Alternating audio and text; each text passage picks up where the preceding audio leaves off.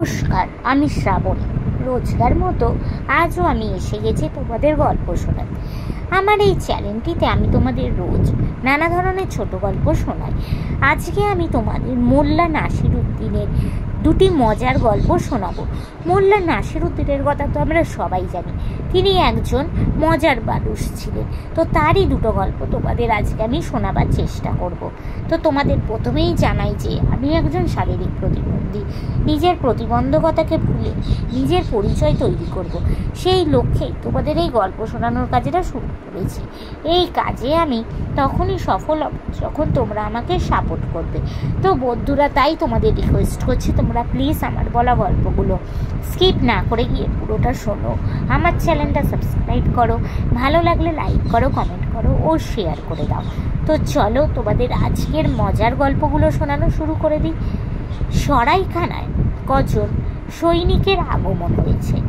তারা যুদ্ধক্ষেত্রে তাদের বীরত্বের বড়াই করছে। একজন বলল, খোলা তলোয়ার হাতে এমন তেজের সঙ্গে ছুটলাম আমি দুশ্মনের দিকে যে তারা একেবারে ছত্রভঙ্গ হয়ে গেল।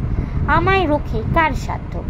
সবাই একথা শুনে সমন্বয়ে বাহবা দিল। নাসিরুদ্দিন এককালে যুদ্ধ করেছে, সে বললে, তোমার কথা শুনে আমার নিজেরও একটা যুদ্ধের ঘটনা মনে পড়ছে। এক শত্রুর পা কেটে ফেলেছিলাম এক তলোয়ারের কোপে। তাই শুনে এক প্রবীণ যোদ্ধা বলল, ওইখানেই তো তোমার ভুল, কাটা উচিত ছিল মুন্ডুটা। মুন্ডুটা না থাকলে আর মুন্ডুটা কাটবো কোত্থেকে, বলে উঠল নাসিরুদ্দিন। নমস্কার, প্রথম গল্পটা শেষ হয়ে গেল। তো চলো তোমাদের দ্বিতীয় মজার গল্পটা শোনাই। এক চোর নাসিরুদ্দিনের বাড়িতে ঢুকে তার প্রায় সর্বস্ব চুরি করে রওনা দিল নিজের বাড়ির দিকে।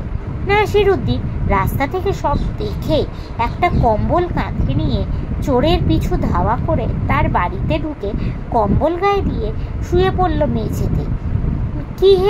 কে হে তুমি? চোর জিজ্ঞাসা করলো। আমার বাড়িতে তুমি কেন? আমার জিনিসই যখন সব এখানে, তখন তো এটাই আমার বাড়ি, তাই নয় কি, বলে উঠল নাসিরুদ্দিন। নমস্কার। তো বন্ধুরা, আজকের এই মজার গল্পটা এখানে শেষ হলো।